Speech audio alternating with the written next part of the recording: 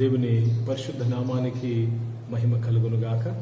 ప్రియ దేవుని బిడ్డలారా, ప్రార్థన చేసుకుందాం. అందరం కూడా కళ్ళు మూసుకుందాం, ప్రార్థన చేసుకుందాం. ప్రియ పరిశుద్ధ తండ్రి, జీవం గల దేవ, మీ వాక్యం ద్వారా మాతో నీవు మాట్లాడి మమ్మల్ని బలపరిచి దీవించుమని, హస్త నిక్షేపణం అనే అంశాన్ని మేము ధ్యానిస్తుండగా నాయన మీ తోడు మాకు దయచేయమని యేసుక్రీస్తు నామమున ప్రార్థన అడిగి వేడుకొంచున్నాను తండ్రి, ఆమేన్. దేవునికి స్తోత్రము కలుగునుగాక. ప్రియ దేవుని బిడ్డలారా, మనము ఒక సిరీస్లో ఉన్నాము. క్రీస్తు మూల ఉపదేశములు అనే సిరీస్, డాక్ట్రిన్ ఆఫ్ క్రైస్ట్. అందులో భాగంగా కొన్ని విషయాలను మనము పూర్తి చేసుకున్నాము. నిర్జీవ క్రియలను విడిచిన మారు మనస్సు, దేవుని అందలి విశ్వాసము, బాప్తీసుముల గురించిన బోధ అనే అంశములను మనము పూర్తి చేసి ఉన్నాము. 4వది హస్త నిక్షేపణ అనే అంశాన్ని ఆరంభించున్నాము. ప్రియ దేవుని బిడ్డలారా, ఈరోజు ఆ యొక్క అంశాన్ని మనము పూర్తి చేసుకుందాం. దేవునికి స్తోత్రము కలుగునుగాక. మనలో ఉన్న క్రీస్తు మహిమకు నిరీక్షణ ఉన్నాడనే విషయాన్ని మొదటి భాగములో మనము నేర్చుకున్నాం. Christ in us is the hope of glory, is a hope to this dying world. రెండవ భాగములో ప్రియ దేవుని బిడ్డలారా, హస్త నిక్షేపణ యొక్క ఉద్దేశం, ఎందుకు దేవుడు హస్త నిక్షేపణ విషయాన్ని ప్రస్తావించున్నాడని విషయంలో మనము ధ్యానం చేసి ఉన్నాం. అందులో భాగంగా 4 విషయాలను మనము ధ్యానం చేశాము.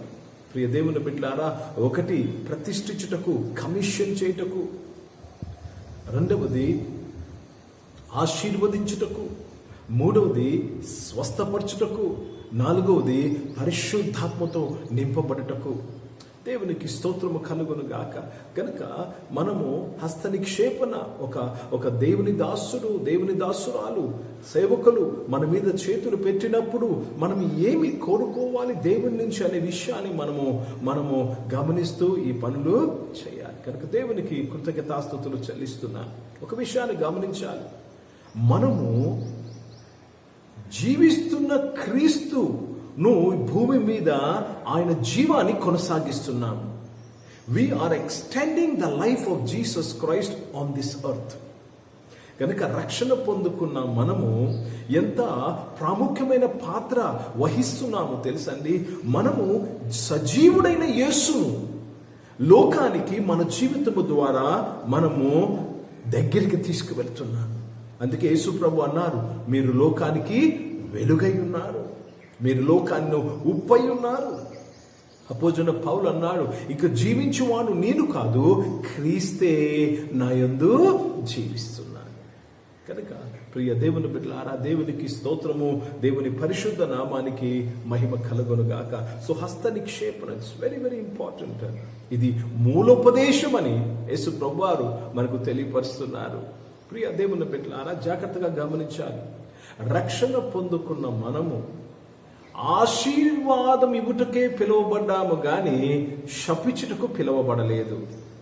You are called only to bless and not to curse. గుర్తుపెట్టుకోవాలి. దేవునికి స్తోత్రం. ఇతరుల మీద హస్త నిక్షేపణ చేసినప్పుడు, ఇతరుల కొరకు ప్రార్థన చేస్తున్నప్పుడు, లేక ఇతరుల కొరకు నువ్వు ఆలోచన చేస్తున్నప్పుడు, all you have to do is only bless. Hallelujah, it's only bless. చదువుదామండి, కొన్ని మాటలు చదువుదాం. రోమీలకు రాసిన పత్రిక 12వ అధ్యాయము 14వ వచనాన్ని చదువుదాం. Romans chapter 12 and let us read verse 14. మిమ్మలను హింసించు వారిని దీవించుడి. See, it is not easy. ఇది సులువైన మాట కాదు. కానీ ఇది మనము భక్తిలో జీవించడం అంటే ఏంటండి? ఇవన్నీ నేర్చుకోవడం. మిమ్మల్ని హింసించు వారిని దీవించుడి. చూడండి, మనల్ని దీవించు వారిని దీవించడము చాలా సులువైనది.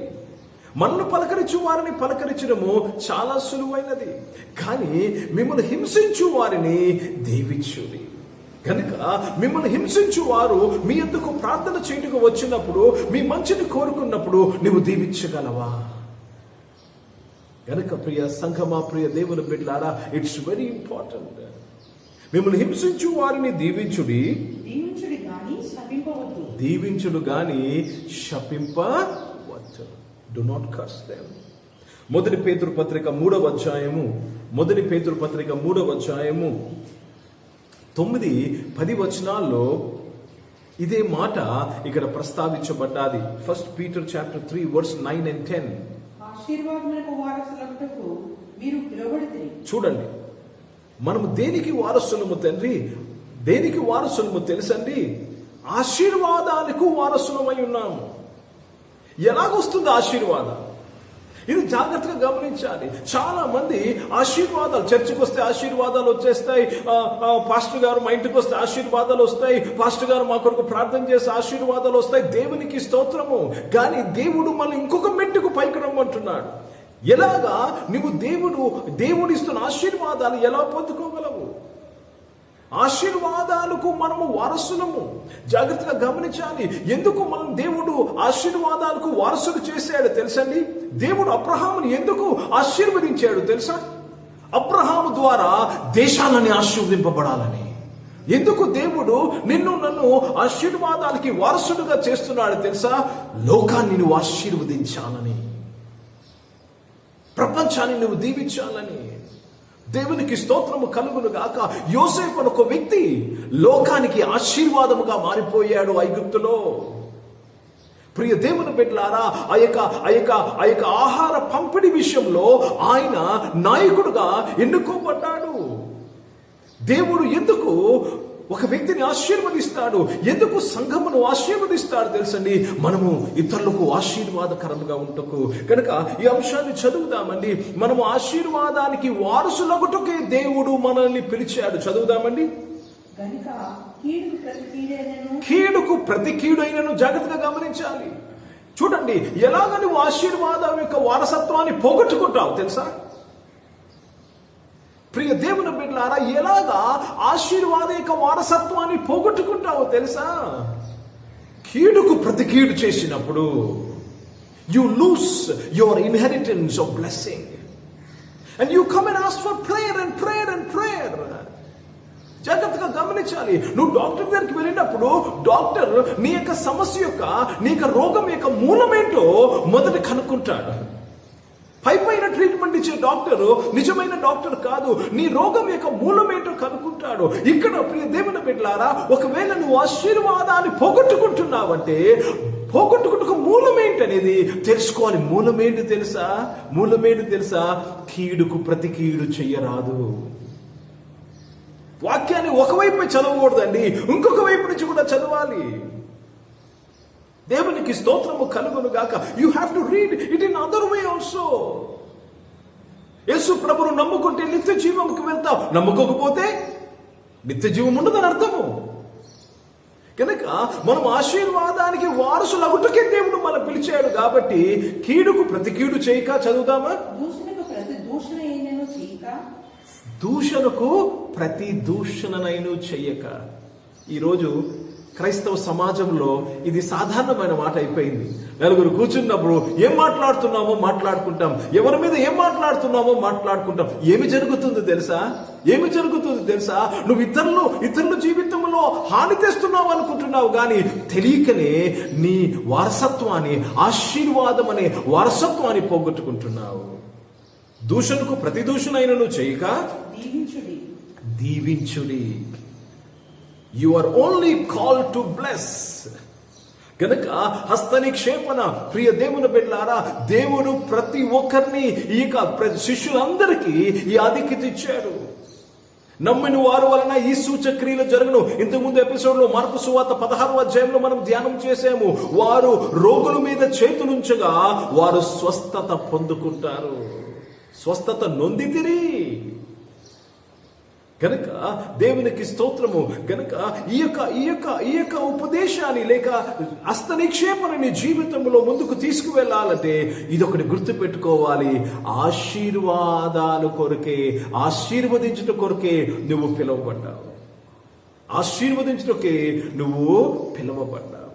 కనుక దేవునికి స్తోత్రము. సో చాలా మంది నెగిటివ్ ప్రేయర్స్ చేస్తూ ఉంటారు. ప్రభా వారికి ఇలా చేయ ప్రభా, వారి జీవితంలో బుద్ధి చెప్పు ప్రభా, వారికి హాని చేయ ప్రభా.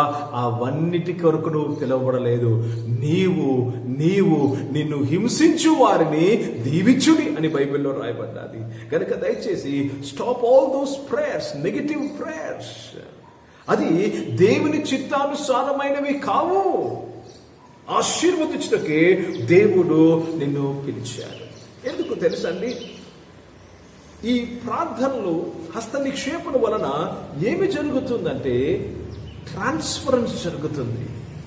ఒక వ్యక్తిలో నుంచి ఇంకొక వ్యక్తిలోనికి ట్రాన్స్ఫర్ జరుగుతున్నది. దేవునికి స్తోత్రము కలుగును గాక. ప్రియ దేవుని బిడ్డలారా, దేవుని పరిశుద్ధ నామానికి మహిమ కలుగును గాక.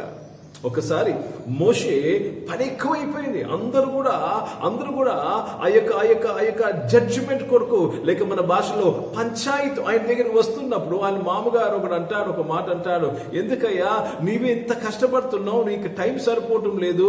70 మంది పెద్దలను తీసుకొచ్చి వారికి ప్రార్థన చేసి పని అప్పగించనగానే మోషేలో ఉన్న ఆత్మ ఆ 70 మందిలో వెళ్ళినట్టుగా బైబిల్లో రాయబడ్డారు. అర్థమవుతుందండి. So there is a transfer that is taking place.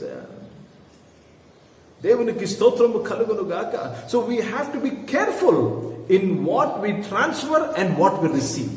గుర్తుపెట్టుకోవాలి. ఇప్పుడు ఈ స్టేట్మెంట్ చాలా ఇంపార్టెంట్ స్టేట్మెంట్. మనము ఏమి ట్రాన్స్ఫర్ చేస్తున్నామో, ఏమి రిసీవ్ చేసుకుంటున్నామో జాగ్రత్త పడాలి. ఇప్పుడు మోషేలో ఉన్న ఆత్మ 70 మందిలో వెళ్ళిందని వాక్యంలో మనం చూస్తున్నాము. అంటే ఆ వ్యక్తి ఎవరైతే హస్త నిక్షేపణ చేస్తున్నారో, ఎవరైతే మన తల మీద చేయబెడతా ఉన్నారో, వారిలో ఉన్నది మనలోనికి పంపబడుతున్నది. వారిలో మంచి లేకపోతే మంచి కానిదే మీ జీవితంలోకి వస్తుంది. కనుక ఈరోజు ప్రియ దేవుని బిడ్డలారా, ఈ విషయం మనము జాగ్రత్త పడాలి. ఎవరు పడితే వారితో ప్రార్థన చేయించుకోవడము, ఎవరు పడితే వారిని మన తల మీద చేయబెట్టడం అనేది సరి అయినది కాదు. తెలియకనే చాలా మంది జీవితంలో ఏమి ట్రాన్స్ఫర్ అయ్యింది తెలుసా? ఏమి మార్పు జరిగింది తెలుసా? ఏమి బదిలీ అయింది తెలుసా? మేలుకు బదులుగా కీడు బదిలీ అయింది. కనుక ప్రియ సంగమా, ప్రియ దేవుని బిడ్డలారా, దేవునికి స్తోత్రము, దేవుని పరిశుద్ధ నామానికి మహిమ కలుగును గాక. ఈ మాట చదువుదాం ఈ సమయంలో. 1 తిమోతికి రాసిన పత్రిక 5వ అధ్యాయము 22వ వచనాన్ని చదువుదాం. 1 తిమోతికి రాసిన పత్రిక 5వ అధ్యాయము 22వ వచనం. ఎందుకు భక్తుడు ఇలా రాస్తున్నాడు ఈ మాట? Why is the writer writing this is so important. 5:22 చదువుదామండి. త్వరపడి ఎవరి మీదైనను హస్త నిక్షేపణము చేయకుము. చూడండి, త్వరపడి ఎవరి మీదైనను హస్త నిక్షేపణ చేయకుము. హస్త నిక్షేపణలో ఏమి జరుగుతుందో తెలుసా? వారిలో నుంచి వీరిలోకి, వీరిలో నుంచి వారిలోకి మార్పిడి జరుగుతుంది, ట్రాన్స్ఫర్ జరుగుతుంది. ఆన్లైన్ ట్రాన్స్ఫర్ అంటే తెలుసు కదండి, డబ్బులు ట్రాన్స్ఫర్ చేస్తూ ఉంటాం online. It is there already in the Bible అండి. బైబిల్ హస్త నిక్షేపణ ట్రాన్స్ఫర్ కి మూలమై ఉన్నది. ఇప్పుడు మరలా చదువుదాం, పూర్తిగా చదువుదాం.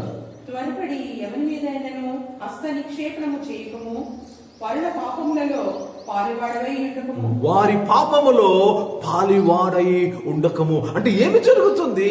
పాపములో నువ్వు పాలివాడైపోతున్నావు. వారి పాపంలో నువ్వు పాలిభాగస్థుడు అయిపోతున్నావు. కనుక హస్త నిక్షేపం ఉన్నదని ఇష్టం వచ్చినట్టుగా కొంతమంది వెళ్ళి అందరి మీద చేతులు పెట్టి, లేక అందరి చేతులు వారి మీద పెట్టించుకొని, జాగ్రత్త సుమి. ఎంత ఖచ్చితంగా పౌలు తిమోతికి హెచ్చరిస్తున్నాడు. సేవ అప్పగించబడ్డాదని చెప్పి ఎవరు పడితే వారి మీద పెట్టి ప్రార్థన చేయకము. ఎందుకంటే వారి పాపములో తెలియకనే నువ్వు పాలిభాగస్థుడు అయిపోతావు.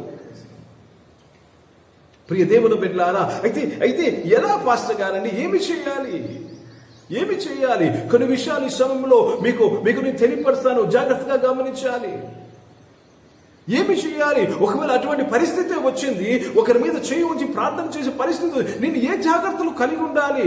మొట్టమొదటిది, ప్రియ దేవుని బిడ్డలారా, నీవు వ్యక్తిగతంగా నీ భద్రత కొరకు ప్రార్థన కలిగి ఉండాలి. You have to pray for your protection. You have to pray for your protection. You have to pray for your protection. మీ భద్రత కొరకు సో ప్రార్థన జీవితం కలిగిన వ్యక్తిపై ఉండాలి. ప్రియ దేవుని బిడ్డలారా, దేవునికి స్తోత్రము కలుగును గాక. రెండవది, యేసు ప్రభు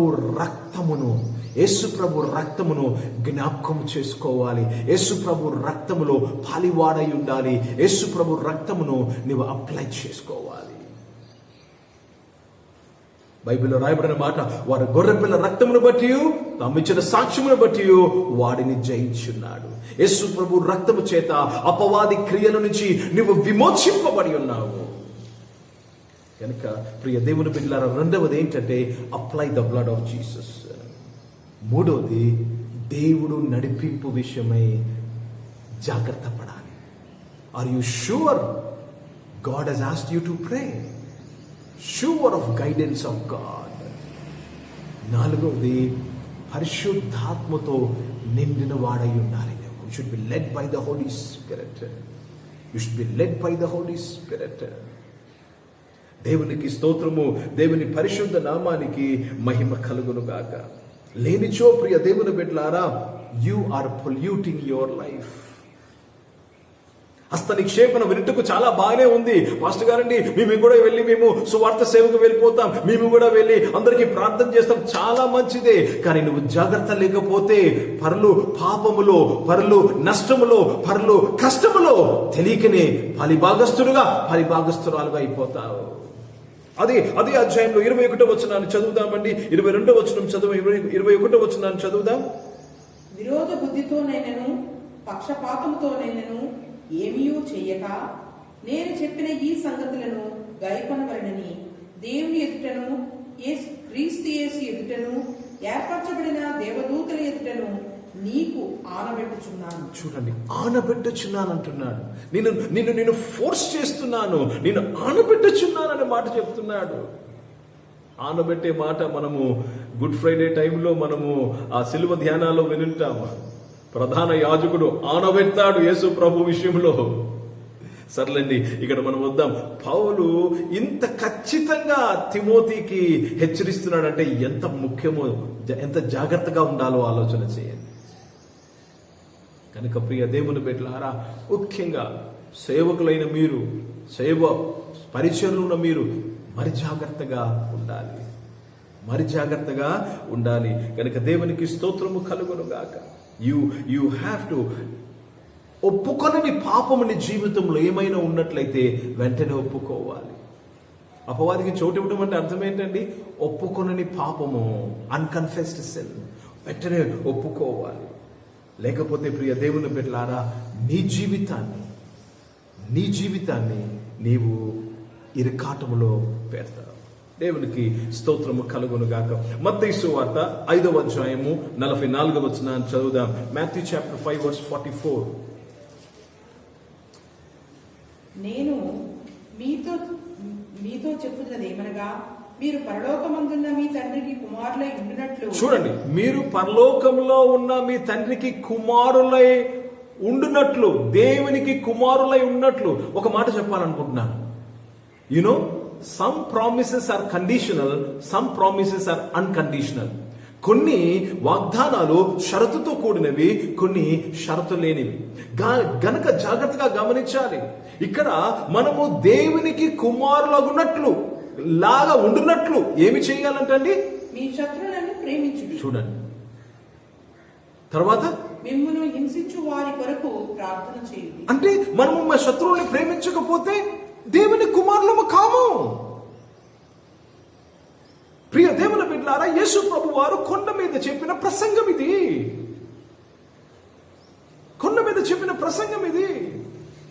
ఓ క్రైస్తవ లోకమా, మేలుకోండి. దేవునికి స్తోత్రము కలుగును గాక. లూకా సువార్త 6వ అధ్యాయము 36వ వచనం చదువుదాం. Luke chapter 6 and verse 36.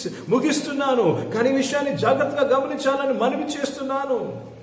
ప్రియ దేవుని బిడ్డలారా, ఎవరి ఈ యొక్క భావములు లేకుండా, ఈ యొక్క క్షమాపణ హృదయం లేకుండా, లేక ప్రేమించే గుణము లేకుండా మనకు ఎవరైనా ప్రార్థన చేస్తే ఆ ప్రార్థన మనకి దీవెన రాదు. చదువుదామా? లూకా సువార్త 6వ అధ్యాయం 36వ వచనము. కాబట్టి మీ తండ్రి కనికరము గలవాడై ఉన్నట్లు మీరును కనికరము గలవారై ఉండుడి. చూడండి, మీ తండ్రి కనికరము గలవాడై ఉన్నట్లు మీరు కూడా కనికరము గలవారై ఉండాలి. ప్రియ దేవుని బిడ్డలారా, అది జాగ్రత్తగా గమనించాలి. ముఖ్యంగా పులిపీటి పరిచయం చేస్తున్న వారు ఇంకా జాగ్రత్తగా ఉండాలి.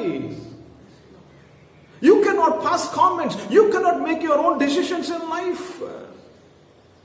ఆయన కనికరము గలవాడు కాబట్టి నువ్వు కనికరం చూపించాలి. నీ స్వలాభం కొరకు కాదు, కనికరం చూపించాలి. చదువుదామా? తీర్పు తీర్చుకుడి, అప్పుడు మిమ్మల్ని గురించి తీర్పు తీర్చబడదు. ఏమి కాకుండా తీర్పులు తీర్చేస్తా ఉంటామండి. వారు అలాటోళ్ళు, వీరు ఇలాటోళ్ళు, వారు అలాటో, ఆమె ఇలాంటిది, ఇలాగా అలాగని తీర్పు తీర్చుకుని అప్పుడు మిమ్మల్ని గురించి తీర్పు తీర్చబడదు. జాగ్రత్తగా గమనించాలి. దేవునికి స్తోత్రము కలుగును గాక. ఒకవేళ నువ్వు అనుకుంటున్నావేమో యేసు ప్రభు వారు నాకు తీర్పు అనేది ఉండదని, చాలా మంచిదే, కానీ ఒక సత్యం చెప్పమంటావా? ఇది నేను చెప్పిన మాట కాదు, యేసు ప్రభు వారు చెప్తున్న మాటలు. తీర్పు తీర్చుకుని అప్పుడు మిమ్మల్ని గురించి తీర్పు తీర్చబడదు. ఎవరి మాట అది? యేసు ప్రభు మాట. కొట్టేద్దామా? అయ్యో, మా పాస్టర్ గారు చెప్పారు మనకి తీర్పు ఉండదు, మనము రక్షింపబడ్డాం, మనకు తీర్పు ఉండదు. పాస్టర్ గారి మాట, ఇక్కడ యేసు ప్రభు మాట. ఏ మాట ముఖ్యము నీకు? తీర్పు తీర్చుకుని అప్పుడు మిమ్మల్ని గురించి తీర్పు తీర్చబడదు. తర్వాత చదువుదామా? నేరము మోపకుడి, అప్పుడు మీ మీద నేరము మోపబడదు. చూడండి, నేరము మోపకుడి, అప్పుడు మీ మీద నేరము మోపబడదు. అర్థమవుతుందండి? అర్థమవుతుందా? మీకు తెలుసా, స్వధాగా ఆదాము చేసిన పాపం వలన మనమందరము నేరస్తులమే. నేనెక్కడ నేరం చేశానని అనుకుంటున్నావా? అందరము నేరము చేసిన వారమని బైబిల్ సెలవిస్తుంది. నేరము మోపకుడి, అప్పుడు మీ గురించి నేరము మోపబడదు. ఇది యేసు ప్రభు వారు చెప్పిన మాటలండి. This is the words of Jesus Christ. దేవుడు నాతో కూడా మాట్లాడుతున్నాడు. నేను తీర్పు తీర్చుని ఎడలా నేను తీర్పు తీర్చబడతాను. నేను నేరము మోపని ఎడలా నాకు నేరము మోపబడతాది. ముఖ్యంగా హస్త నిక్షేపణ అనే పరిచర్లో ఉన్న ప్రతి ఒక్కరము ఈ విషయం జాగ్రత్త పడాలని దేవుడు మాట్లాడుతున్నాడు. There is a transference. ఎప్పుడైతే నేరాన్ని ట్రాన్స్ఫర్ చేస్తున్నావో నీ మీదకి నేరం ట్రాన్స్ఫర్ అవుతుంది. ఎప్పుడైతే తీర్పును ట్రాన్స్ఫర్ చేస్తున్నావో నీ మీదకి తీర్పు ట్రాన్స్ఫర్ అవుతుంది. చదువుదామా? అప్పుడు మీ మీద నేరం మోపబడదు. క్షమించుడి, అప్పుడు మీరు క్షమింపబడదు. క్షమించుడి, అప్పుడు మీరు క్షమింపబడతారు. ఇదెంత ఖచ్చితంగా రాయబడ్డాదండి. నీవు క్షమించకుండా క్షమించబడవు. యేసు ప్రభు మాట, యేసు రక్తం చేత కడగబడ్డా, నాకెందుకు ఇంకా అవసరం లేదు అని జీవిస్తావా? ప్రియ దేవుని బిడ్డలారా, జాగ్రత్తగా గమని. ఈయుడి, అప్పుడు మీకు ఇయ్యబడెను. ఈయుడి, అప్పుడు మీకు ఇయ్యబడెను. ఈయుడి, అప్పుడు మీకు ఇయ్యబడెను. ఎలాగా మనం పొందుకుంటామండి? మనము ఇవ్వాలి. ఇవ్వకుండా నువ్వు పొందుకోలేవు. ఈయుడి, అప్పుడు మీకు ఇవ్వబడను. ఎలాగ ఇవ్వబడతాదో అక్కడ రాయబడి ఉంది పూర్తిగా. కానీ దేవునికి స్తోత్రము కలుగును గాక. If you want to receive a transfer of blessings in your life, you should know how to transfer blessings from you. నీ నుంచి ఆశీర్వాదాలను విడుదల చేయకుండా నీ జీవితంలోకి ఆశీర్వాదాలు విడుదలవ్వవు. నీ జీవితంలో నుంచి క్షమాపణ విడుదల చేయకుండా నీ జీవితంలోకి క్షమాపణ విడుదలవ్వదు. నీ జీవితం నుంచి కనికరమ విడుదల చేయకుండా నీ జీవితంలోకి కనికరమ విడుదలవ్వదు. ఎంత చక్కగా యేసు ప్రభు వారు చెప్పిన తర్వాత కూడా మన శరీర కోరికలను తృప్తిపరచుటకు మనకిష్టం వచ్చినట్టుగా ప్రవర్తిస్తున్నాము. కనుక ప్రియ దేవుని బిడ్డలారా, దేవునికి స్తోత్రము, దేవుని పరిశుద్ధ నామానికి మహిమ కలుగును గాక. అందుకే 2వ యోహాను పత్రికలో 10వ వచనంలో ఒక మాట ఉన్నది. ఈ మాట కొన్ని సంవత్సరాలు, దాదాపు ఒక 25-30 సంవత్సరాల నుంచి నేను ఎంతో భయపడేవాడిని ఈ మాట చదివినప్పుడంతా. 2వ యోహాను పత్రిక 10వ వచనాన్ని చదువుదామండి. చూడండి, ఎవడైనను ఈ బోధన తేక. ఏంటి? క్షమించే బోధ, కనికరించే బోధ, ఇచ్చుట బోధ, నేరం మోపక ఉన్న బోధ తేక. వేరే బోధ తెచ్చారనుకోండి, చదువుదామా? వారిని మీ ఇంట చేర్చుకోవద్దని రాయబడ్డాది. యేసు ప్రభు వారి కనికరమ బోధ తేక, క్షమాపణ బోధ తేక, విమోచన బోధ తేక వేరే బోధ తెచ్చిన వారిని మీ ఇంట చేర్చుకొనవద్దని రాయబడ్డారు. Don't call into your house. తర్వాత చదువుదామా? శుభమని వారితో చెప్పనవద్దు. శుభమని వారితో చెప్పనవద్దు. పత్రికలో రాయబడింది. I'm not talking about old testament, new testament లో రాయబడిన మాట అండి. యేసు ప్రభు వారు, సహోదరుడు యేసు ప్రభు వారు ఎవరు హృదయం మీద ఎవరు యేసు ప్రభు హృదయం మీద ఆనుకున్నాడో ఆ యోహాను భక్తుడి విషయమై ఇక్కడ చూస్తున్నాం. ఆయన చెప్తున్నాడు వారితో శుభమని పలకవద్దు. ఒక ట్రాన్స్లేషన్ లో రాయబడ్డది వారి ప్రార్థనకు ఆమేన్ అని కూడా పలకవద్దు అని రాయబడ్డది. డోంట్ సే గాడ్ స్పీడ్ అని రాయబడ్డది. గనక జాగ్రత్తగా గమనించాలి. ఏ బోధ నీ మీద హస్త నిక్షేపణ చేస్తున్న వారు, నీ కొరకు ప్రార్థన చేటుకు వచ్చిన వారు ఏ బోధను నమ్ముతున్నారు? What gospel are they believing? ఈ యొక్క ఆన్లైన్ సర్మన్స్ లేక ఆన్లైన్ సర్వీసెస్ స్టార్ట్ అయిన తర్వాత ప్రతి ఒక్కరూ వారికి నచ్చినది, వారికి అనుకూలమైన బోధన వైపు తిరుగుతా ఉన్నారు. ప్రియ దేవుని బిడ్డలారా, దేవుని వాక్యము సెలవిస్తుంది వారికి శుభమని కూడా పలకవద్దు. ఎందుకు ఏమవుతుంది పలికితే? తర్వాత వచనం చదువుతామా? శుభమని వారితో చెప్పినవాడు లేక వారి ప్రార్థనకు ఆమేనని చెప్పినవాడు వారి దుష్ట క్రియలలో పాలివాడగును. అర్థమవుతుందండి? దుష్ట క్రియల్లో పాలివాడగును. కనుక ప్రియ దేవుని బిడ్డలారా, నీవు ఈ విషయంలో జాగ్రత్త వహించాలని మనవి చేస్తున్నాను. నీ మీద హస్త నిక్షేపణ చేస్తున్న సేవకుడు, నీ కొరకు ప్రార్థన చేస్తున్న సేవకుడు గురించి నువ్వు తెలిసి ఉన్నావా? Do you know him? Close చేసుకుందామండి. ఇంకొక మాటను చదివి ముగించుకుందాం. అనేక విషయాలు ఉన్నాయి కానీ సమయం అయిపోయింది. ఈ మాట మనం ఒక్కసారి చదివి మనం ముగించుకుందాం. 2వ రాజుల గ్రంథము 13వ అధ్యాయము 14 నుంచి 19 వచనాలు. 2వ రాజుల గ్రంథము 13వ అధ్యాయము 14 నుంచి 19 వచనాలు. ఇక్కడ ప్రియ దేవుని బిడ్డలారా, ప్రవక్త చివరి దినాల్లో ఉన్నాడు. అక్కడ జరిగిన సంగతి చదువుదామండి. అంతటా ఎలీషా మరణకరమైన రోగం చేత పీడితుడై ఉండగా, చివరి ప్రవక్త మరణకరమైన రోగము చేత పీడితుడై ఉండగా, ఇశ్రాయేలు రాజైన యెహోయాషు, జాగ్రత్తగా ఈ మాట గమనించాలి. యెహోయాషు అతని యొద్దకు వచ్చి అతనిని చూచి కన్నీరు విడుచుచు, నా తండ్రి, నా తండ్రి. చూడండి, ప్రవక్త చనిపోతున్నాడంటే అక్కడ రాజుకు ఏమి కలిగిందండి? బాధ కలిగింది. నెక్స్ట్ ఏంటి? ఇశ్రాయేలు పరిస్థితి ఏంటి? What is the future of this people of God? ఈ రోజుల్లో సేవకుల్ని విలువ కట్టని రోజుల్లో ఉన్నాము. He's crying, what will happen to us? ఆయన అనుకోవచ్చు కదా, ఎలీషా కాకపోతే ఇంకొక ప్రవక్త వస్తాడులే అనుకోవచ్చు కదా. చదువుదామండి. నా తండ్రి, నా తండ్రి, ఇశ్రాయేలు వారికి రథమును రౌతును నీవే అని ఏడ్చెను. అందుకు ఎలీషా, నీవు వింటిని బాణములను తీసుకోమని అతనితో చెప్పగా, బౌ అండ్ యారో. ఇక్కడ ఏమి జరుగుతుందో ఒక ట్రాన్స్ఫర్ జరుగుతుంది. అది జాగ్రత్తగా గమనించాలని మనవి చేస్తున్నాను నేను.